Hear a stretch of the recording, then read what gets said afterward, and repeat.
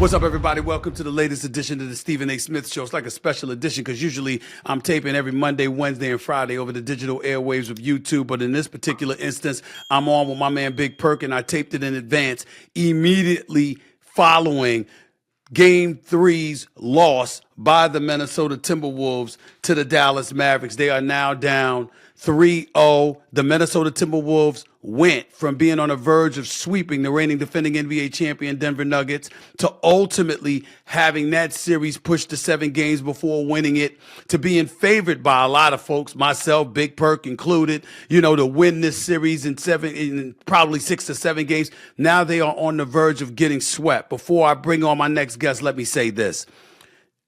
I can't see. I think it's safe to say the Dallas Mavericks are going to the finals. Now, clearly the series isn't over. You got 4 games to go, but I can't imagine the Minnesota Timberwolves beating the Dallas Mavericks 4 straight. I'm looking at, listen,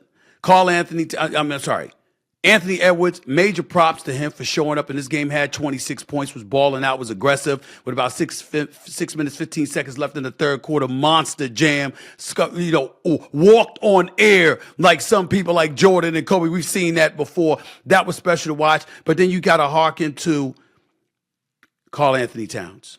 0 for 8 from three-point range. Now shooting 3 of 23 from 3 on the series. That's 13.6%.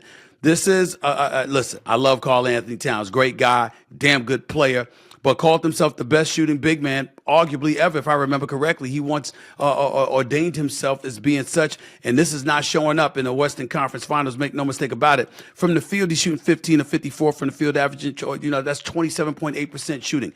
We can look at a lot of things with the Minnesota Timberwolves. I'm looking at Finch and their coaching staff not making any adjustments whatsoever, going up against 2 brilliant basketball players in Luka Doncic and Kyrie Irving, and a brilliant coach in Jason Kidd, and they are just in a world of trouble. I can get into a lot of that. Of course, I'm going to touch on the Indiana Pacers and the Boston Celtics as well. But let me hold this brother up no further. He's my colleague at ESPN. He does a great job for us as a basketball analyst. He's a champion with the Boston Celtics, KG, Ray Allen, Paul Pierce, Rondo, and the crew in 2008. Went to the finals in 2010, went to the finals again in 2012 when he was playing with OKC with KD, Russell Westbrook, James Harden, and those boys.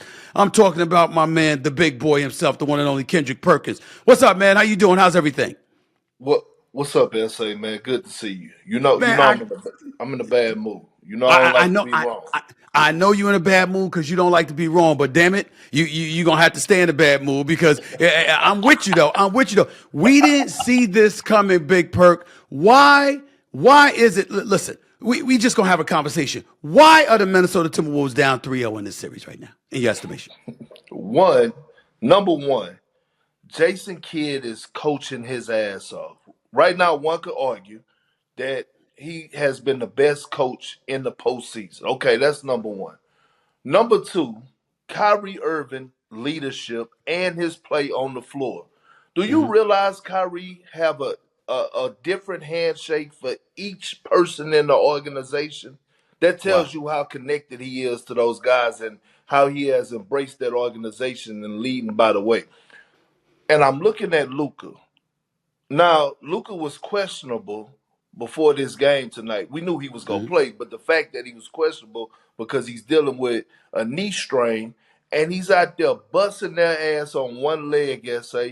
One leg. This is the number one defense in the league. So I'm looking at that duo, the most dangerous duo in basketball, and they're on a mission. They're on a mission, and they feel like they are 5 wins away from winning the championship. They actually believe, and they're showing the world that they're legit title contenders, meaning that in the next series, once they complete this one, they feel like they're going to be champions. And I'm damn near leaning their way. I'm not going to jump the gun yet. Here's the other side of things. Karl-Anthony Towns. I was waiting for it. I don't know what the hell he's doing. Okay, Coach Finch, in that game, he goes small, right? Dallas goes small. Karl-Anthony Towns still couldn't find his way to the low block, ask for the ball, and dominate. SA, do you remember when I was telling you about the story when we played the Cleveland Cavaliers and we told Kevin Garnett we coming through you because Antoine Jameson is guarding you, and you're Right. gonna shoot 20 to Doc 25 Rivers, you times said as Doc long. Rivers you said Doc Rivers rolled up on him in the hallway and told him Yes, in front of everybody, even as y'all were yes. walking into the locker room, we coming through you. I mean, listen. To be real with you, he more nervous than a murderer in a Catholic church going into confession. Oh, Lord. You and I'm your just saying that's analogies. how nervous he is right now. This moment is too big for him. That's number one. This moment is too big for him. The lights are bright right now, SA. It's all eyes on you, right? You were the former number one pick. You Right. one of the most elite, talented bigs in the game, and you can't find your way against guys like PJ Washington. You steady shooting 3-point shots. You can't go on the low block. Now, part of it, I'm looking at this game tonight. Well, the game tonight. Why wasn't Nas reading the game, SA? That's what I'm wondering. Right, stop right there. Stop right there. Listen, I like slow mo a little bit. Half the time I look at him and I'm like, damn, he in the league. Another time I look at him, I say he's effective. And obviously, he spent some time on Luka. Luka had 33 and 7. We get all of that, but in the same breath, he's a decent sized body that can help defend against Luka and stuff like that. Plus, he can make a shot here and there, even though it's ugly and it's slow. Bottom line is the brother knows how to play, is effective, and his stats don't look bad in this series. But there's no way in hell that Nas Reed shouldn't be on the court more. I'd consider starting him at this point. I don't know what else to try. I got to try something, but I got to have this brother on the floor. I need all the help that I can get. Minnesota and Anthony Edwards, I'm sorry. This brother showed up in the third quarter. He really got it going, but he looked a little bit gassed, could have used some help, and had really nobody to turn to. And I'm looking at the coaching staff, and I'm like, what are they doing? I don't know. I haven't seen Minnesota make an adjustment yet this series, Perk. Not one time. Not one time. And I got into it the other day and with our guy Zach Lowe. And look, I love Zach Lowe. He do a Yeah, phenomenal job for our yeah. network. He does his research. He's He's a big time. student of the game. We, But we, we had an argument about plus minus. And he came to me telling me about, when Rudy on the floor, look at his plus minus. I mean, he's the best on the and I'm sitting up here saying, man, plus minus is the most overrated stat in the NBA. Rudy behind should have been on the bench. Nas Reed should have stayed in the game. Here's why you leave Nas Reed in the game and you go small with Karl Anthony Towns at the 5. Because you give Anthony Edwards spacing, man. You give him yeah. spacing to get downhill and attack SA. He needed that. Also, you give another guy. He's been the second best player on the team. I'm talking about Nas Reed in this series. Mm-hmm. Anthony Edwards trust him. He was getting buckets, not just shooting the three, attacking the basket, doing it in all type of ways. You got to leave him on the floor. Think about this. Coaches really have been dropping the ball in this postseason. All right, give me Rick names. Carlisle, Give me don't just say give me a few names. Give me who's dropping the ball. Rick Carlisle blew game 1 and game 3 last night.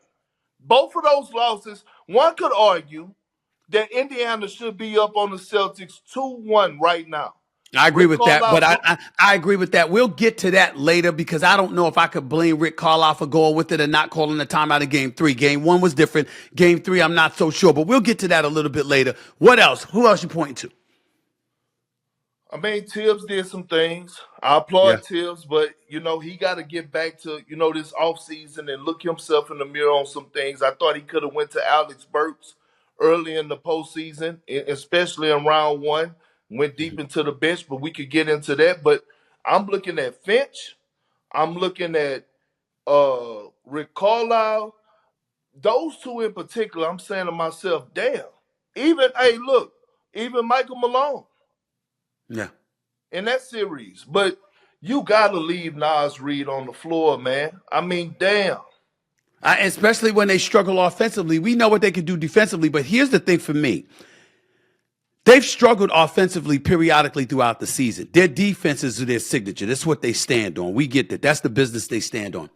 My issue with Minnesota is that I'm looking at them and I'm like, Kyrie, Luka's averaging 32, 10, and 8.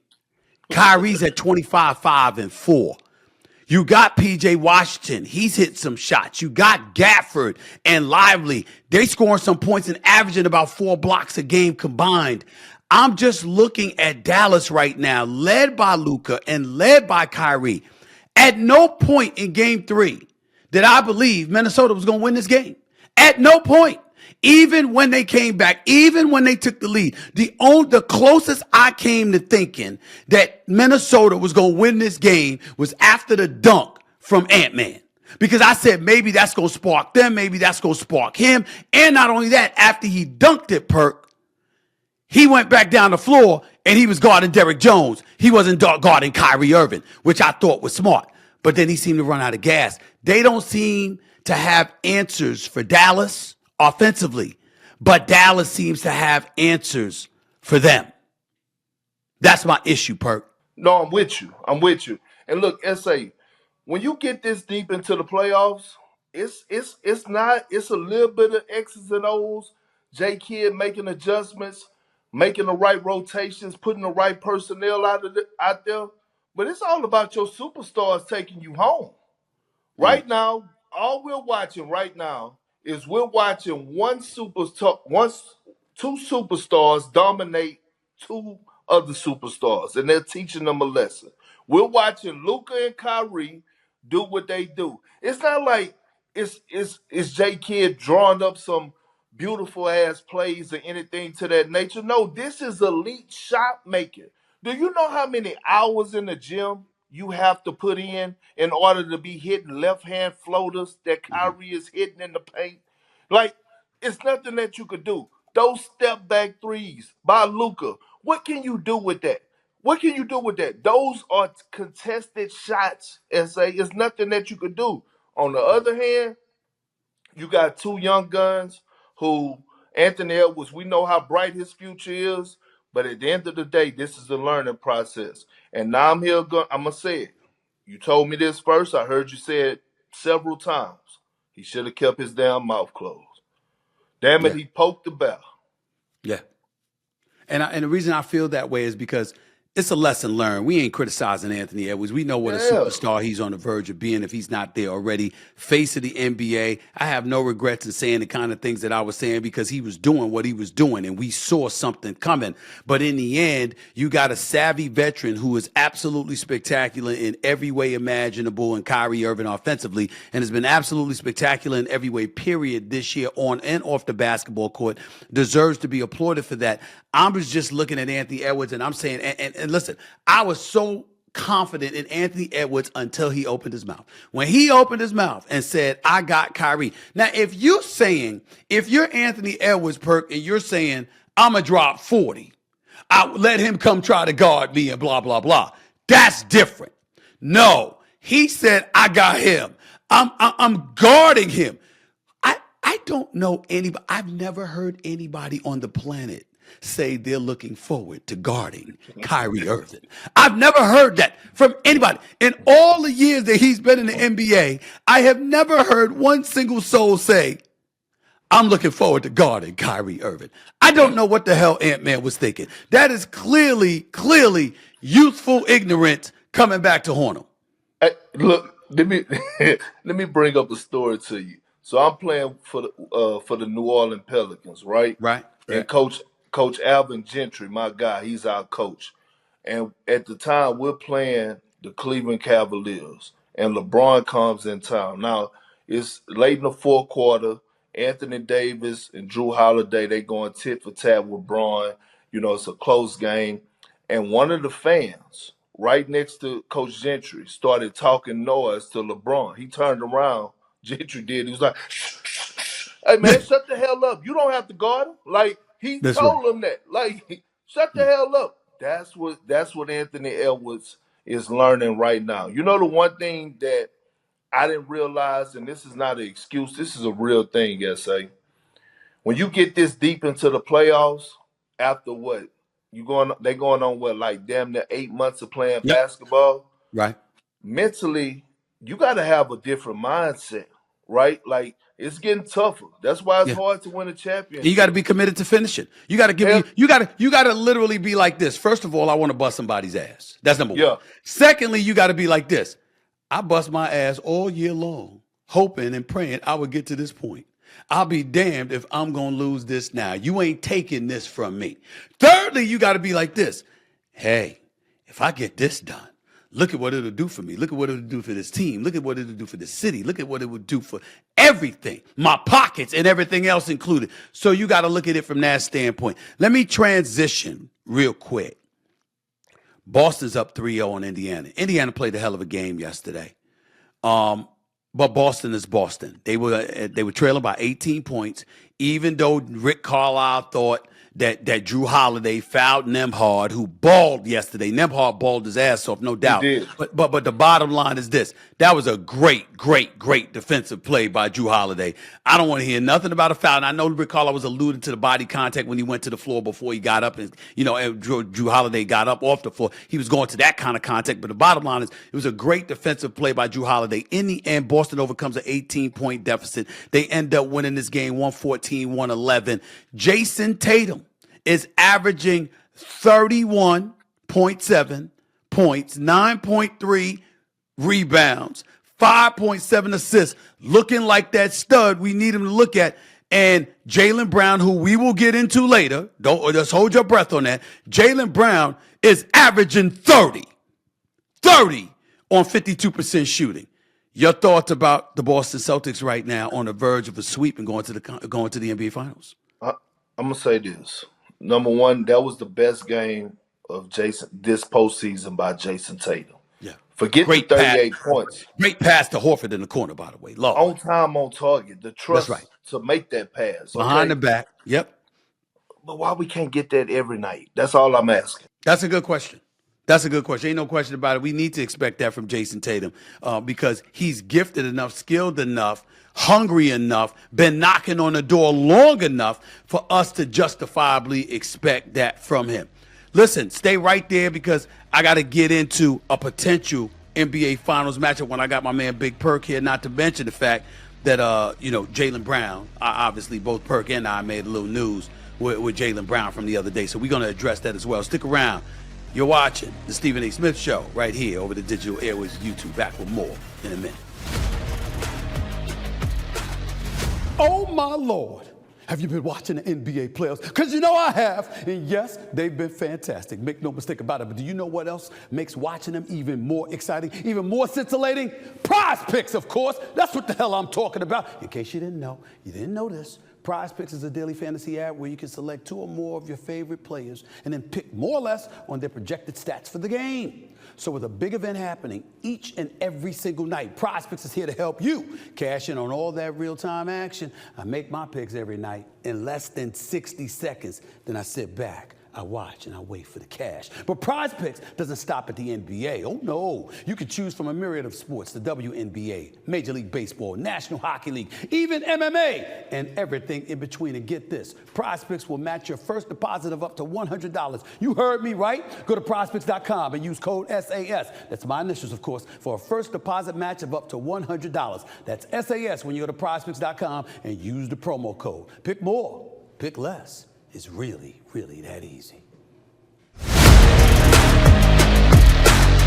Welcome back to Stephen A. Smith Show right here over the digital airways of YouTube. We've been talking about Boston and what they did against Indiana. Obviously, they showed up. Tatum showed up. Brown showed up. Drew Holiday showed up. Al Horford showed up. Give him some love, no question about it. Nembhard played a hell of a game. He was absolutely spectacular, dropping about 33 or 34, whatever it was he did. Yeah, I mean, he was special, no doubt about it. Filling in for Tyrese Halliburton, who was out with the hamstring. Pascal Siakam was playing, but obviously Nembhard was the story. TJ McConnell was also a story, a big part of the story. Played his behind off. Give TJ McConnell a lot of love, no question about it. Got to do that because I'm looking at it and I'm saying to myself, damn, I got to give credit where credit is due. It was really impressive to see what they did. They deserve a lot of credit for it. And in the end, what it comes down to is this. Tatum had 36 for the game. Brown had 24 for the game. Nembhard had 32 for the game on 12 of 21, shooting 4 of 7 from three-point range. Both Miles Turner and Pascal Siakam had 22. TJ McConnell had 23 off the bench. Still wasn't good enough because they're the inferior team. I can't see them winning this. They're not going to win the series. The question is, before I get on to the next subject, Big Perk, do you see them winning a game? Do you see them getting swept, or do you see them forcing a game 5? Nah, this one over. I don't. I don't know if you're going to be able to get the same production out of those guys, right? Nimhard, look, he has a bright Right. future. I don't know if he's going to be able to come out there and perform at that level and drop another 30 piece. I don't know if all those guys collectively are going to be able to do that. Miles Turner, listen, man, Miles Turner, he shows flashes at times, but he got to come with it as well. Like he was great, but this series he's really been a disappointment. He was great in Game 3, but he got to up his game. He got to get in that damn weight room. It was a time he couldn't post up Drew Holiday. Celtics finishing this off, Stephen A. Celtics. I don't know if you're the Pacers emotionally. I don't know how you come back from this. You think about Game 1, right? And then all of a sudden, Game 2, Rick Carlisle check out all the starters with 9 minutes to go. He basically throw in the towel. And then Game 3, you're up 18, I believe it was, and you lose that game. I don't know how you come back from that. Matter of fact, I don't even know how. I don't even think I don't even know if they had practice or film room today because there's nothing that you could say. You feel the same way about Minnesota? You think Minnesota got a good legitimate shot to force a Game 5? Hell no. Dallas internet in Dallas. Yeah, it ain't no. So you think Dallas about to sweep? So you think 2 sweeps are about to take place Yeah. over the next 2 days? Yeah, it's happening. It's happening. What else can Minnesota do? Like seriously, what else can Minnesota do? I think look, Anthony Edwards, he's gonna come out, he's gonna do or try to do what he can. But let's be real right now. The way that Dallas is playing at home, the way that defense is loading up, paying attention to detail, the shot making by Luka, the shit talking by Luka, Kyrie playing at that high level. Luka is talking a lot of shit to him. I mean, he Yeah, letting him he know. calling him everything He but a child of God, and I'm okay said with he that. told Rudy Gobert, you can't fucking guard me, and he was talking to Ant-Man after the game too. Yeah, and I'm okay with that. Yes. Do something about So it. am I. So do something about it. Do something about it. Now, Perk, you're gonna laugh at this. I had to ask you this question because you're the one that brought it up when you texted me the other day. That would mean Dallas is in the finals against Boston. That would mean Kyrie Irving returns to Boston. What's that going to be like if that happens? Assuming that happens. If that happens, Perk, I'm not even speculating. You the former Celtic. You the one that's beloved in Beantown. Yo, bro, what's that going to be like when Kyrie Irving, assuming they both sweep, because we don't want to be too presumptuous, but damn it, it looks like they both going to sweep. What's that going to be like? It's going to be blockbuster. Popcorn out. You and I watching the game. Toes wiggling. It's going to be must-see TV. And look, I'm going to tell the Boston fan base this. Leave them alone. Leave them alone. Look. Don't pull in Anthony Edwards. Don't talk shit to Kyrie Irving before you start playing against him. That's what you say. Leave him alone. Look, okay, boo him. Do whatever you want. But please, I'm warning you guys. Do not take it over. Do not take it. Leave him alone. Because you guys are not the ones. Be specific. Be specific. When you say leave Kyrie Irving alone, what does that mean, Perkins? Listen, this is what I'm saying. You telling Boston to leave Kyrie Irving alone. I'm saying, look, we know that they're going to boo him. But the excessive things, like the things where, the fans got to get escorted out of the arena, leave him alone. Leave him alone. I'm telling y'all, it's for y'all best interest. Leave that man alone. That man is playing his ass off. He's on a mission. Damn it. Look, this Western Conference Finals, this is just in his way. Kyrie Irving is trying to win the damn championship. I'm telling you that right now. All right. And I know Boston have elite defenders. I get that. But we're talking about the most skilled player in my eyes to ever touch the basketball. Right. And we're watching Minnesota's the number 1 defense, but here's the difference. Minnesota's young. They ain't been here before. Jaylen Brown has been at 6 conference finals. Jason Tatum's been to 5. I mean, they ain't new to this. Drew Holiday's a champion. Derek White was, he's been to a couple of conference finals. I mean, these brothers are experienced. Boston, they're not going to wilt beneath the pressure like Minnesota appears to have done. And look, it's another story that we need to talk about. we forget it's a little beef there between Luka and Kristaps Porzingis with the Dallas Mavericks. Remember That's that true. duo ain't work out either. Yeah. And And it's Luka been, gonna respond to that. Luka gonna let it be known. I ain't letting his ass beat me. because Luka look, gonna be ready for that. think about this, SA. If Luka let Jason Tatum win with Kristaps Porzingis, if the Celtics win with Kristaps Porzingis, and Tatum and Brown win with him, Luka, why didn't you win with him? Right. I Now, understand different personnel. I'm just yep, saying. that's true. Another thing, Go ahead. Boston bench. They scored 4 points last in game 3 against the Pacers. You're gonna They need gotta more. come.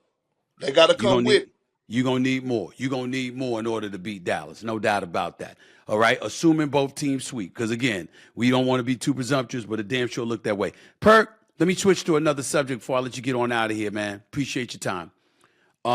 We taping this on Sunday night, immediately following the Minnesota Timberwolves loss to the Dallas Mavericks in Game 3.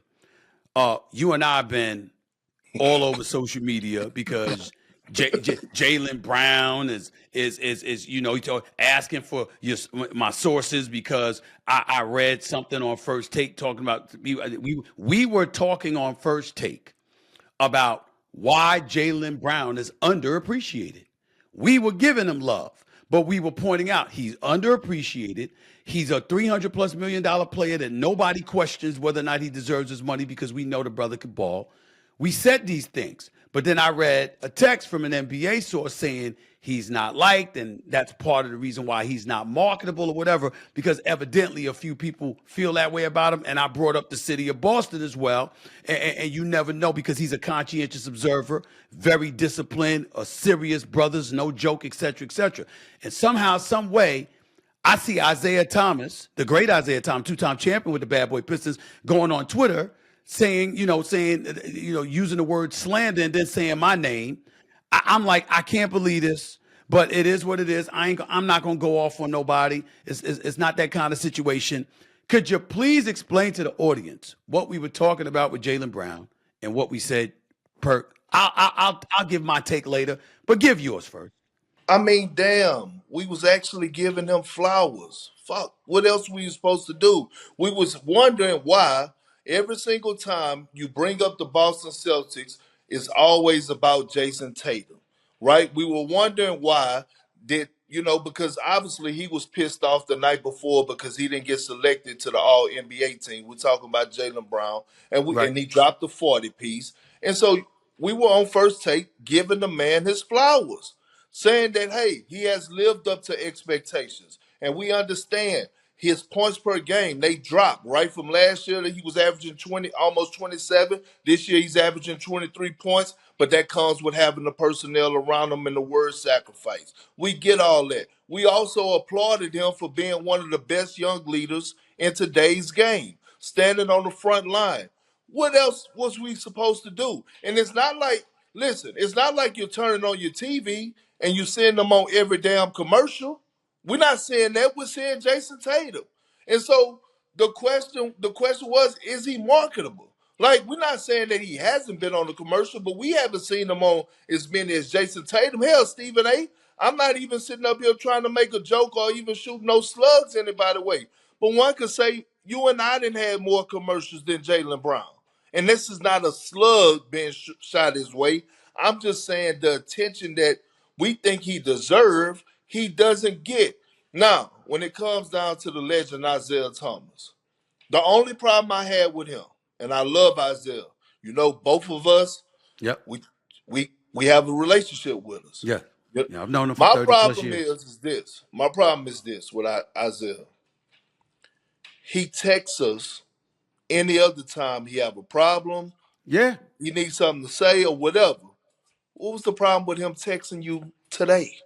That's all I cared about. I like, damn, if you had called me, I'd have told you. You had texted me.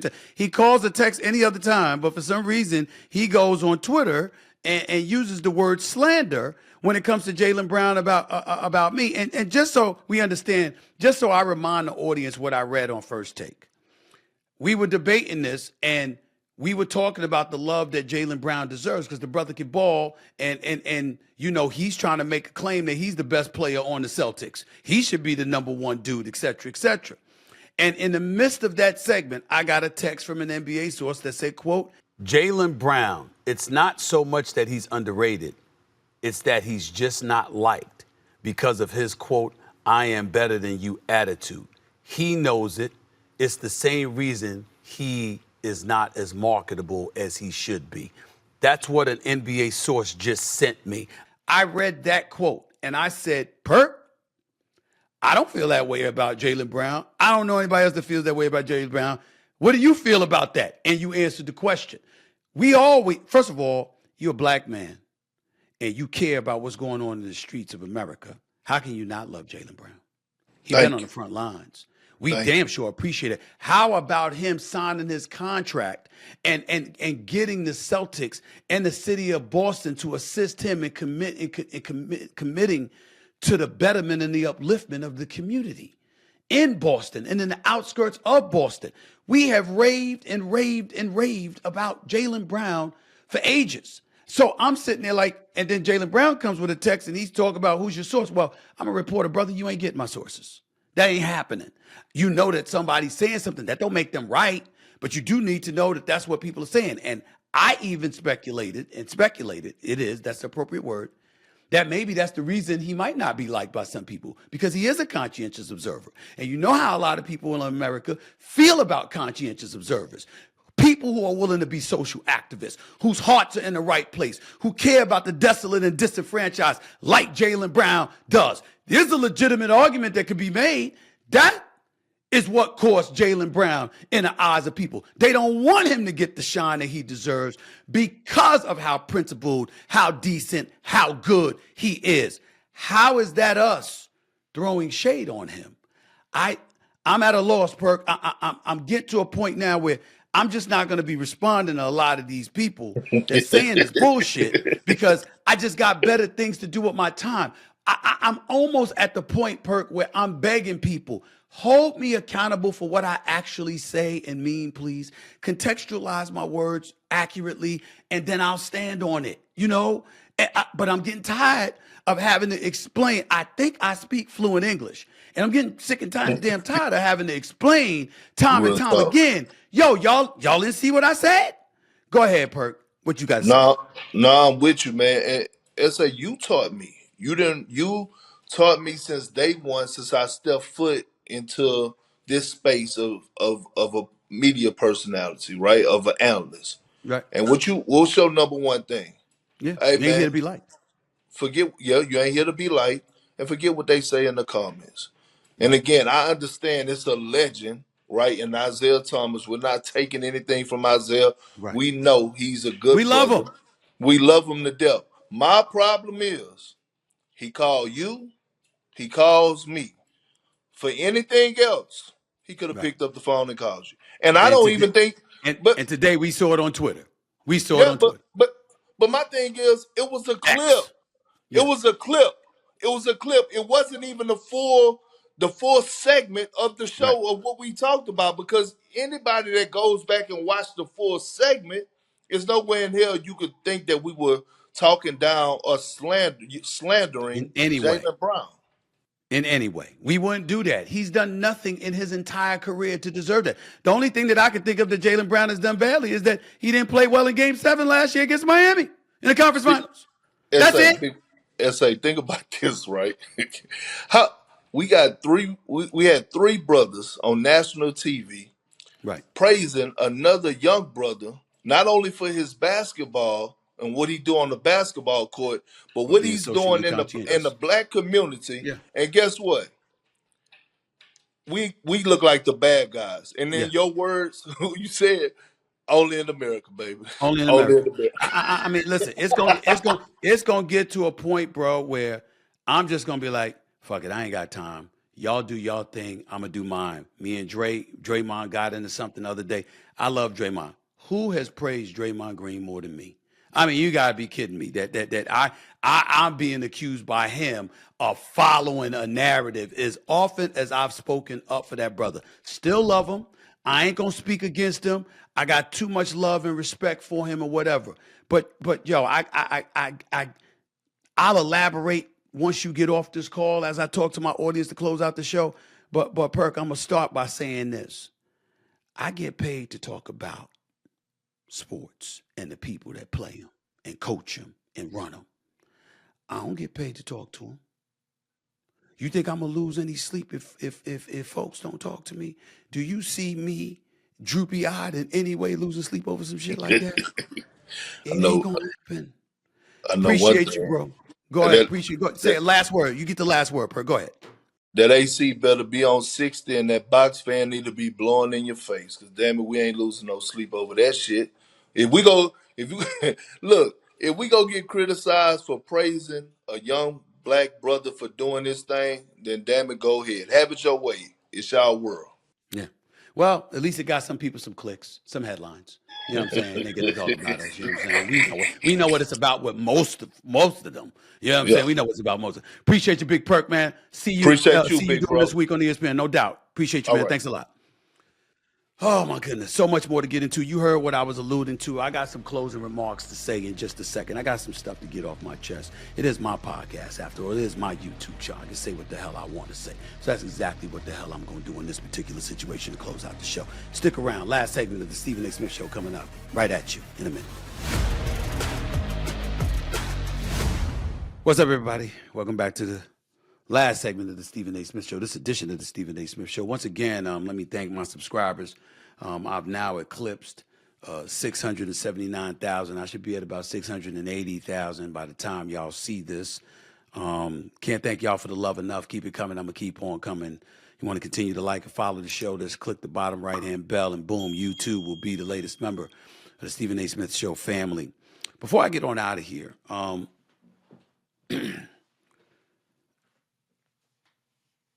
you know, I'm not upset about anything. You know, I'm a little annoyed at times. You know, I ain't like the fact that, you know, Isiah Thomas, my man, I've known him for over 30 years, you know. I mean, damn, you couldn't have called me before the tweet went out?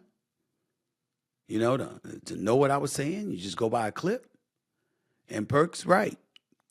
Kendrick Perkins is absolutely right when he says that. Isiah Thomas calls or texts us about anything.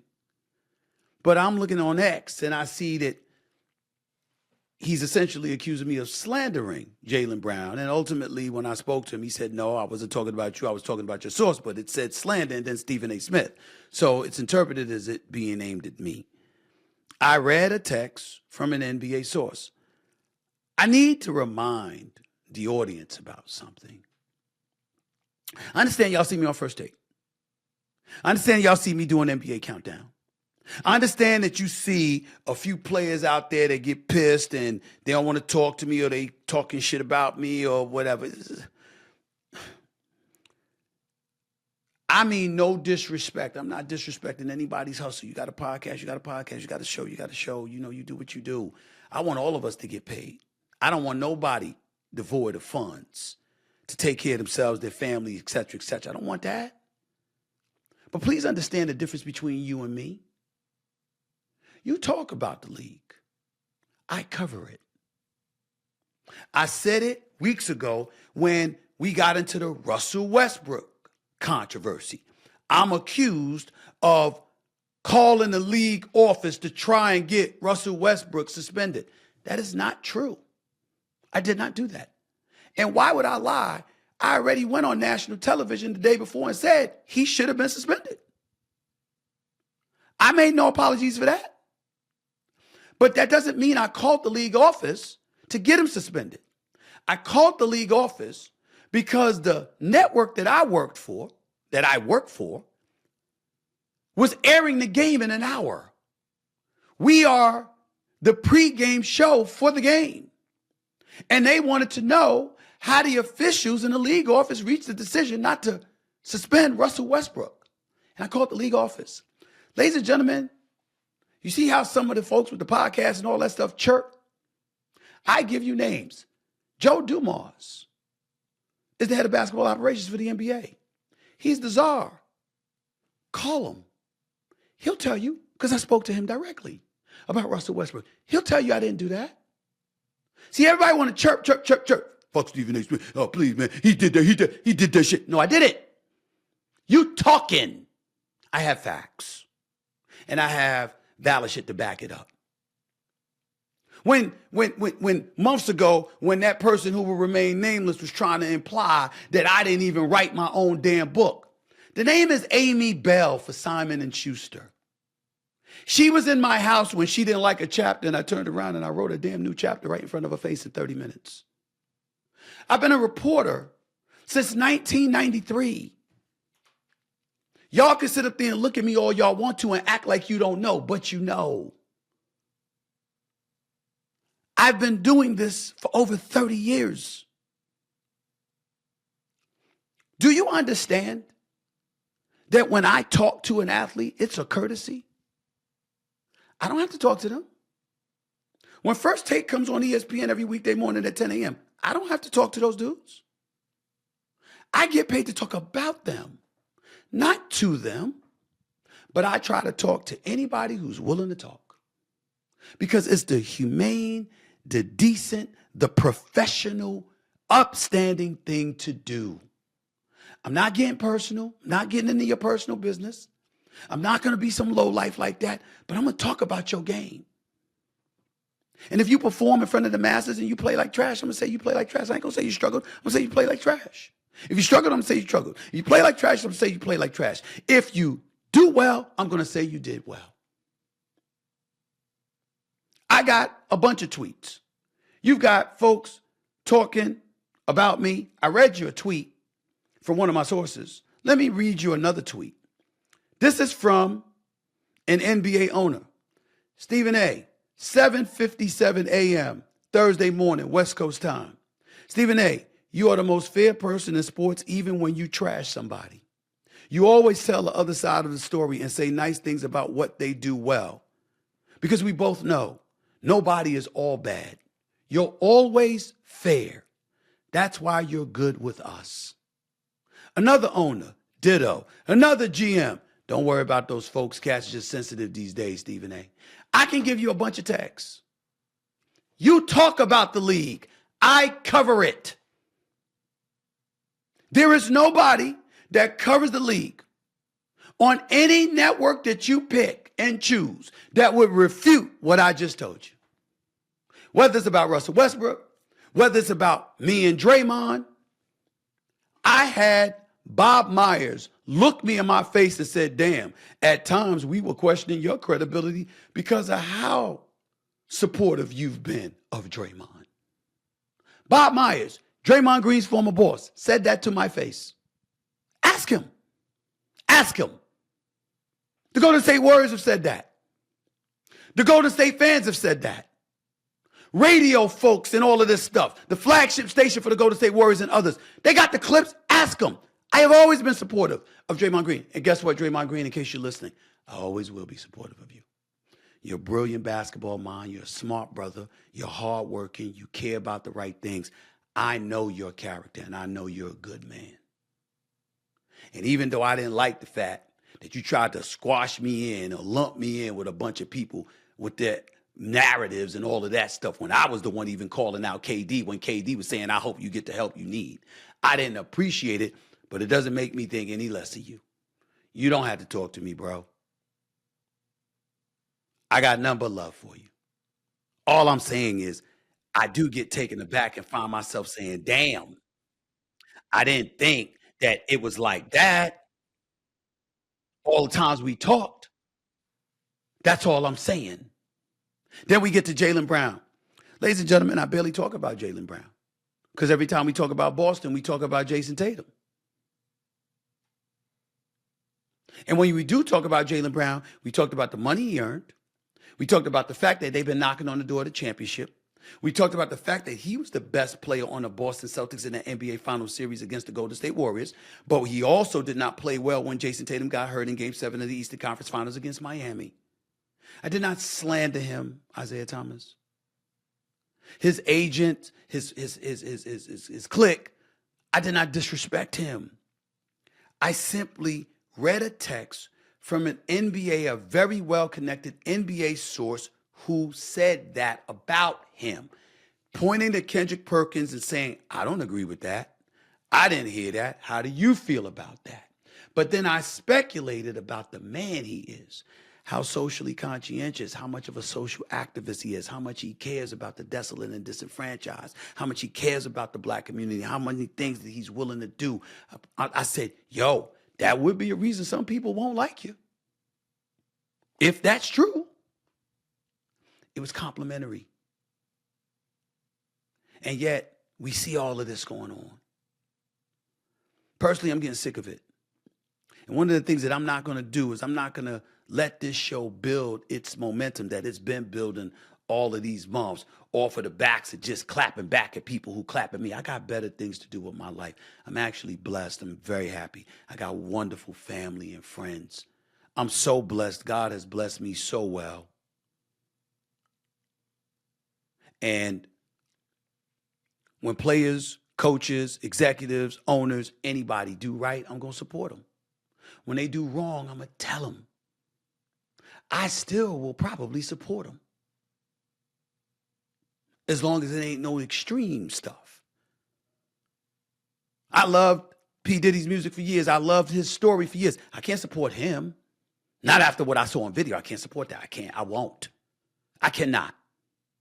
I'm not wishing the worst upon him. I'm just saying I can't support that, bro. I can't fuck with you. Nah. Not after that. But basketball players and all this stuff, we got a difference of opinion. You know my number. You can call anytime. Not your hanger-ons, not your agents. Not people who supporting you or some others who are feigning to support you because there might be something in it for them down the line. Nah, you can call me. I'm not hard to find. If I'm wrong, I'll say I'm wrong. I'll apologize. I'll correct the error of my ways. I'll humble myself. If I'm right, I'll stand my ground and tell you I believe I'm right. I've spent decades building a career and fighting battles in corporate America on behalf of my community in ways and over things you have no knowledge of. I see the things that some people have said about me. You don't know me. You haven't done your homework. Because if you have, you wouldn't say the things that you've said. You wouldn't lump yourself in with what some of these athletes say. Do you know how many times that professional athlete has come up to me once they retired and apologized for how they acted towards me while they were playing? I don't tell that story. I don't tell the story of the few big names that tried to get me fired. But will sit up there and talk shit about me and say, Stephen ain't this, Stephen ain't that. Like they didn't do nothing wrong. There's a lot of stuff that I don't say. And there's a lot of stuff I'm not going to say. Because it's a waste of my time. Anybody that is fair-minded and decent and wants to talk to me, I'm here. Any of these cats want to talk to me, fine. Because I don't get paid to talk to you. I get paid to talk about you. And whether I'm talking to you or not, I'm going to do my job as fairly as I can possibly do it. I came up in this business in 1993. I grew up watching people cover politics and news and all of this stuff. And all of the great journalists throughout history told me, you ain't here to be liked. If that's what you in this business for, leave. I don't want to be hated. I don't want people thinking I'm unfair. But if I know I'm fair, and I know I'm doing my job, and you're hating on me anyway, I don't give a shit. I'm not trying to have Thanksgiving dinner with you. I'm not trying to exchange Christmas gifts. I'm trying to do a job. And in the throes of doing that job, I hope to be as helpful as I can possibly be to anybody that I'm covering or talking about, so long as you allow me to be the professional that I am and the man that I am. I will let no one compromise that under any circumstances. I hope you can respect that. If you can't, I won't lose any sleep over it because I'm going to do my job. It's that simple. I hope y'all can understand that and appreciate where I'm coming from. I got to get on out of here. Enjoy the rest of your Memorial Day, all that good stuff that comes with it. I'll be back over the digital airwaves of YouTube on Wednesday and Friday of this week. Look forward to talking to y'all. Until then, peace and love, everybody. God bless.